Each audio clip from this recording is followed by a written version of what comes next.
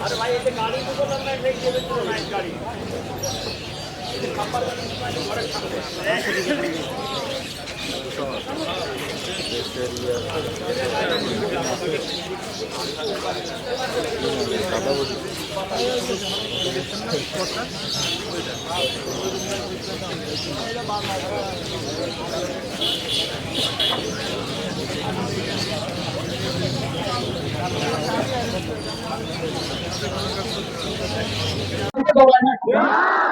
যারা চাঁদাবাজি করে, সন্ত্রাসী করে, যারা টেন্ডারবাজি করে, যারা মসজিদ মাদ্রাসা ঈদগাহ জলখান যারা পেছে খায়, এদের থেকে কোনো ইমানদার ভয় পায় না।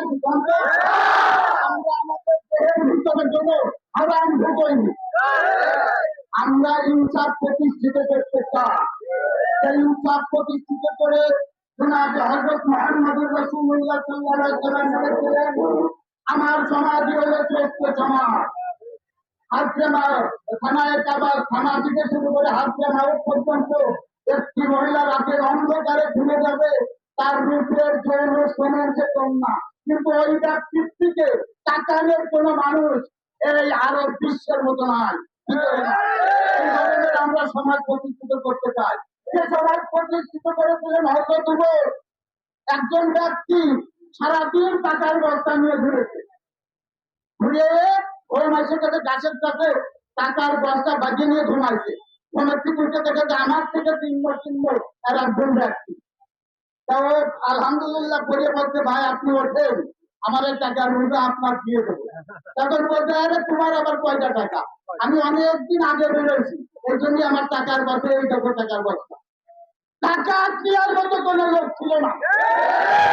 আর আজকে কেউ ইলিশ মাছ কিনে সেদিন একজন গল্প করতেছে, উনি তো ভালো ইলিশ মাছ পালন, ১৭,০০০ টাকাতে ৪ কেজি মাছ মেলা খাইয়ে শান্তি পাওয়া যাবে।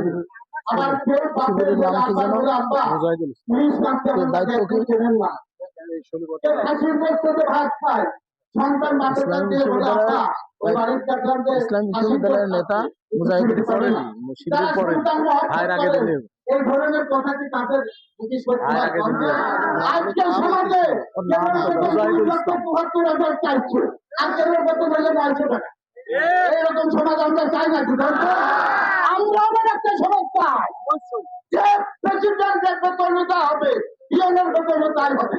আমাদের নেতারা বলেছে আমরা সরকারি গাড়ি বহন করবো না, সরকারি গাড়ি বহন করবো না, আমরা নিঃস্বার্থভাবে জনগণের